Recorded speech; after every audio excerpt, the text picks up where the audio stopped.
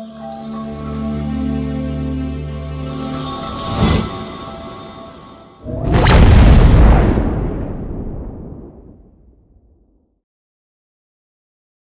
आपको दिखाएंगे जिस इंटरव्यू में उन्होंने स्पष्ट रूप से कहा है कि संत आसाराम जी बापू जल्द ही जनवरी में आ जाएंगे। No, but they are not suspending sentence for eternity. Medical. They are not suspending. See. జనవరి వచ్చేస్తారు బాబు। नमस्कार दर्शक मित्रों, मैं रूपेश क्रांति चैनल में आपका एक बार फिर से स्वागत है। बहुत सारे लोगों की बहुत सारी भूमिकाएं देखी होंगी। कई लोगों की आपने रावण के रूप में भूमिकाएं देखी हैं, तो कई लोगों की सुग्रीव, तो कई लोगों की आज गिलहरी के रूप में आप भूमिकाएं देख रहे हैं और वो लोग अपनी भूमिकाएं अदा कर रहे हैं। आज सुप्रीम कोर्ट द्वारा उन्हें मेडिकल बेस पर 31 मार्च तक अंतरिम जमानत दी गई। यानी अभी तक की जमानत जो मिली है पिछले 1 साल के अंदर माधवबाग हॉस्पिटल यानी पूना में जो स्थित है वहाँ इलाज के लिए जाने के लिए, जोधपुर में ही आरोग्यम में उनका इलाज करने के लिए जो उन्हें 1 दिन, 14 दिन, 15 दिन या 7 दिन की जो बेलें मिली हैं, अंतरिम बेलें मिली हैं विद कस्टडी के साथ, उसमें से सबसे बड़ी ये अंतरिम जमानत है। यानी 3 माह की अंतरिम जमानत सुप्रीम कोर्ट द्वारा संत आसाराम जी बापू को दी गई है। पिछले 12 सालों से बहुत संघर्ष हुआ है। ज़मीनी लेवल में लोगों ने अपनी जानें गंवाई हैं, ज़मीनी लेवल में लोगों ने अपनी मांगें की हैं, ज्ञापन के माध्यम से, रैलियों के माध्यम से, आंदोलन के माध्यम से, कोर्ट कचहरियों में बड़ा गुहार लगाई गई है। उसके बाद जो ये 30 दिन की इंटरनल बेल जो संत आसाराम जी बापू को मेडिकल बेस पर मिली है विद 3 पुलिस की कस्टडी के साथ, उसके विषय के पीछे को हम थोड़ा सा विश्लेषण कर लेते हैं। संत आसाराम जी बापू का पक्ष कोर्ट में देवदत्त कामत जी रख रहे थे, जबकि विपक्ष में जो वकील खड़ा किया गया था, यानी सरकार बड़े बड़े केसों में नॉर्मल वकीलों को खड़ा कर देती है, लेकिन संत आसाराम जी बापू के प्रकरण में आप देखें कि बीजेपी सरकार यानी भारत सरकार ने पूरी जोर लगा दिया। यानी इतने सीनियर जो सॉलिसिटर जनरल ऑफ इंडिया के जो खास वकील हैं तुषार मेहता जी, उनको संत आसाराम जी बापू के विपक्ष में खड़ा किया गया और उन्होंने दहलीज दी जज के सामने कि संत आसाराम जी बापू भाग जाएंगे, देश छोड़ देंगे, आप जानते नहीं है वो बड़े पावरफुल मैन हैं, आप उनको बेल मत दो, आप उन्हें बेल दे रहे हैं, बड़े घाटे का सौदा होगा, वगैरह वगैरह। उन्होंने बहुत सारी दहलीज दी। ये बातें बड़ी ही स्पष्ट करने वाली हैं कि जिनका भेद मैं आपको समय समय पर खोलता रहा हूं कि सरकारों की संत आसाराम जी बापू की प्रकरण में क्या भूमिकाएं हैं, कि आज देखो पूरी ईडी तक जोर लगा दिया गया सुप्रीम कोर्ट में कि कैसे भी संत आसाराम जी बापू को बेल ना दी जाए। जबकि जो संत आसाराम जी बापू के पक्ष के देवदत्त कामत वकील है, जो उनकी टीम है, जो वहाँ वकील की टीम खड़ी की गई थी, उन्होंने बहुत सारी दहलीज जो कि सुप्रीम कोर्ट के जज हैं सीनियर, उनके सामने रखी कि हमारा जो क्लाइंट है संत आसाराम जी बापू हैं, उनकी आज हार्ट की इतनी बड़ी समस्या है कि डॉक्टरों ने स्पष्ट बोला है कि 80% 90% ब्लॉकेज है हार्ट में। क्या उन्हें इस देश में अपनी स्वेच्छा अनुसार इलाज करने का भी अधिकार नहीं है?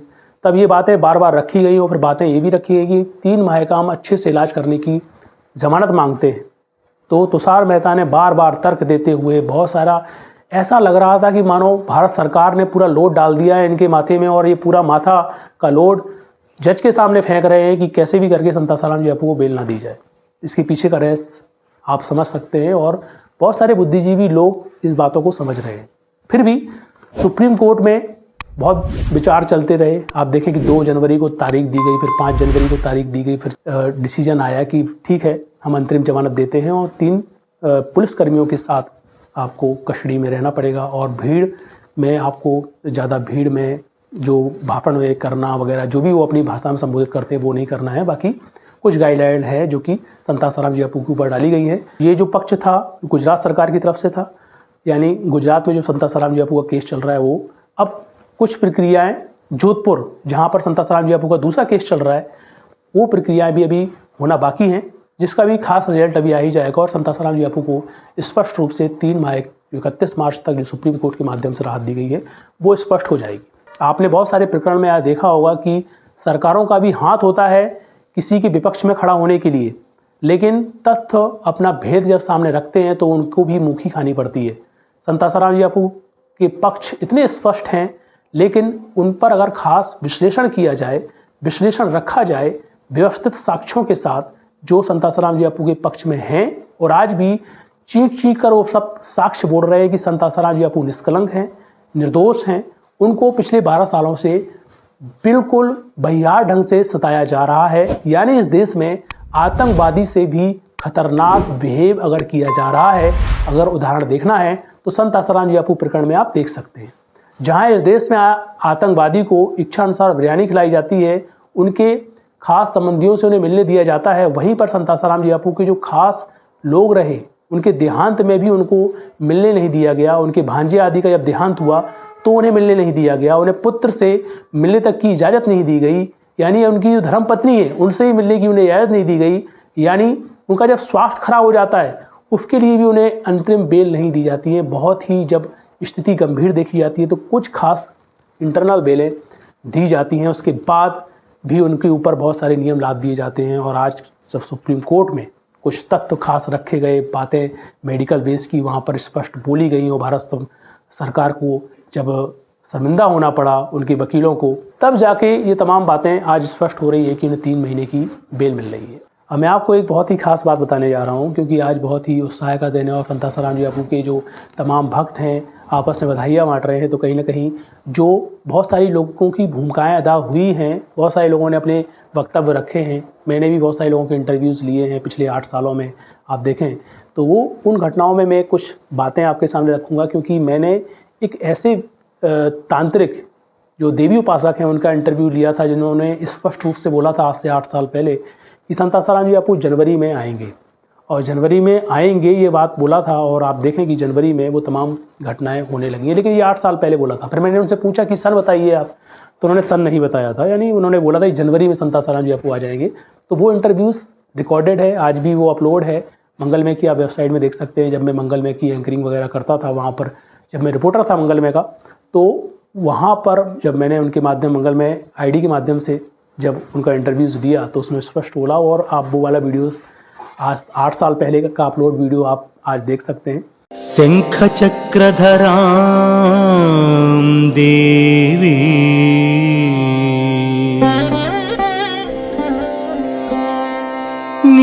नीलोत्पलदल प्रभावम्।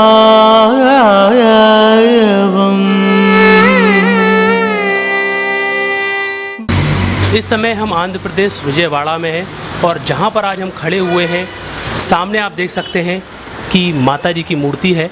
और ये माता इन पहाड़ियों की महान माता हैं जिनका नाम है देवी नूकालंबिका माता जी।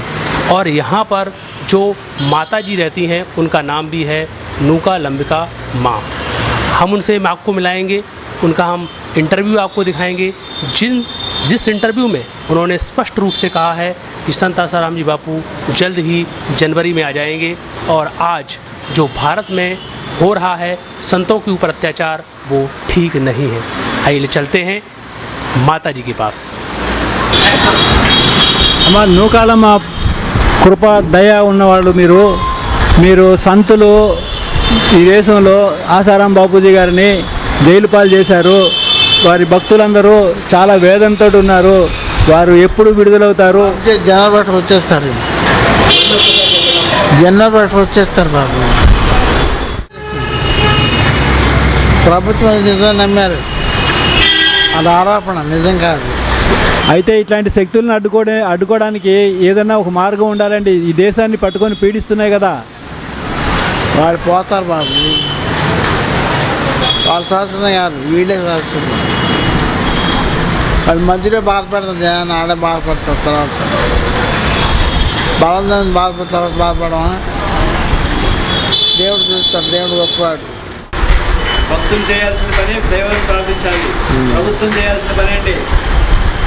సహాయం చేయాలి, బాబు గారికి సహాయం చేయాలి. ఆయన పెట్టుకొస్తాడు. అంటే బాబు గారు సాధకులు కూడా చాలా మంది ఉన్నారు కదా, వాళ్ళందరూ ఏం చేయాల్సిందే చెప్పండి. దైవాన్ని ప్రార్థించాలి. మీరు బాబు గారిని జైలు పాలైనందుకు వాళ్ళు అనవసరంగా అబద్ధాలు చెప్పి జైలు పాలు చేయడం తప్పే కదండి? తప్పే మరి. कि उन्होंने बोला कि जनवरी में आएंगे। असल पे इसके पीछे की थोड़ी कहानी मैं आपको बता देता हूँ कि मैं विजयवाड़ा कुंभ गया हुआ था, खास कवरेज के लिए। और जो वहाँ पर बहुत सारे संत आए थे, तो संत आसाराम जी बापू प्रकरण में भी मैंने बहुत सारे सवाल जवाब वहाँ रखे थे। मैं दोपहर के समय पर थोड़ा सा कुछ तू मैं हो गई थी, तो मैं एक एकांत जगह पर बैठा हुआ था, पहाड़ था। तो वहाँ पर नूका लंबका माता जी हैं, उनका पहाड़ में एक मूर्ति है और वहाँ पर स्थापित वो हैं। तो मुझे प्यास लगी, तो मैं वहाँ पर अपनी कैमरा टीम के साथ, मैं टीम तो नहीं थी मेरे पास, बस कैमरा आदि थे, वो आईडी थी मेरे हाथ में। तो मैं वहाँ पर गया, मंदिर के अंदर जैसे ही घुसा तो मैंने देखा कि एक मंदिर है और उसमें बहुत सारा धूल मिट्टी वगैरह लगी हुई है, लगता वहाँ कोई जाता नहीं है। और वहाँ पर एक देवी उपासक एक व्यक्ति हैं जो कि माँ की उपासना करते करते उन्होंने साड़ी आड़ी वगैरह पहनना चालू की। और फिर आप देखें कि उन्होंने अपना जो कि पहनावा ही बदल दिया, यानी कि वो एक माँ का ही पहनावा पहनते हैं। तो बढ़िया से सज धज के वहाँ कुर्सी में बैठे हुए थे। उनका एक भक्त था, एक तो हिंदी मैं बोलता हूँ, हिंदी वो समझते नहीं थे क्योंकि कन्नड़ समझते थे वो। तो मैंने देखा, मैं थोड़ा डर गया कि भाई अंधेरा सा है, ये बैठे हुए कौन है अचानक ऐसा। तो मैं जाने लगा, तो उनका एक सेवक उठकर आया और मेरे से बोलता है कि आप अहमदाबाद से आए हैं। तो मैं थोड़ा चौंक गया कि इनको इतना एग्जैक्ट कैसे पता है। बोले आप किसी संत के बारे में पूछना चाहते हैं, हमारे जो माता जी हैं उनसे। तो मैंने कहा हाँ, कुछ इंटरव्यूज़ में ले रहा हूँ। तो बोले हाँ आइए आइए, क्योंकि वो ना बहुत दिनों से उन्होंने नहाया नहीं था और आज वो नहा धो के बैठी है। और उन्होंने सुबह से बोला था मुझे कि एक व्यक्ति आएगा और वो एक संत के बारे में मेरे से पूछेगा, तो वो आएगा तो फिर मेरे पास भेजना। तो मैं गया, तो मैंने बोला कि ये तो माता जी हैं, बिल्कुल स्टैचू जैसी बैठी हुई थी क्योंकि वो कम बोलती थी। तो उन्होंने इशारा किया कि बैठो। तो मैंने बोला कि क्या माता जी इंटरव्यू देंगी? मैं लूँगा। तो एक तो थोड़ा सा जो उनका सेवक था वो हिंदी समझता था। तो बोले हाँ हाँ तुम्हारे लिए तो बैठी हैं, और बोल रही थी कि वो ऐसे लोग आएंगे। तो फिर मैंने टीम को फ़ोन किया, वो कन्वर्टर जो थे, क्योंकि ट्रांसलेट करके बोलना पड़ता था, तो वहाँ पर वो कन्वर्टर को मैंने बुलाया। फिर कन्वर्ट करके मैंने पूछा कि संत आसाराम जी बापू का जो अत्याचार वगैरह हो रहे हैं इसके विषय में आपका क्या कहना है। तो उन्होंने बड़े अच्छे से बोला कि गुजरात जो सरकार जो भूमिकाएँ अदा कर रही है संत आसाराम जी बापू के विषय वो गलत है, संत आसाराम जी बापू निर्दोष हैं। तो मैंने पूछा उनसे कि आपको क्या लगता है संत आसाराम जी बापू कब आएंगे बाहर? तो उन्होंने बोला कि जनवरी में बाहर आएंगे। तो मैंने फिर से जो कन्वर्टर बैठे हुए थे उनसे बोला कि पूछो कि कौन से सन में आएंगे। तो फिर उन्होंने बोला जनवरी में आएंगे। तो फिर मैंने ज़्यादा फोर्स नहीं किया, मैंने कहा ठीक है। तो वो इंटरव्यूज़ मैंने आज से 8 साल पहले अपलोड किया था। तो मैं हर जब जनवरी आती है संत आसाराम जी बापू प्रकरण में, तो मैं सोचता हूँ कि क्या वही जनवरी अपना भेद खोलेगी। तो इस बार की जनवरी बड़ा ही खास है, क्योंकि इस बार की जनवरी में संत आसाराम जी बापू प्रकरण में आप देखें कि पिछले 3 माह की उनको बेल मिली है। तो कहीं ना कहीं हमारा जो ज्योतिष शास्त्र है और जो तंत्र विज्ञान है इसको बदनाम कर दिया गया है। लेकिन तंत्र मतलब क्या होता है?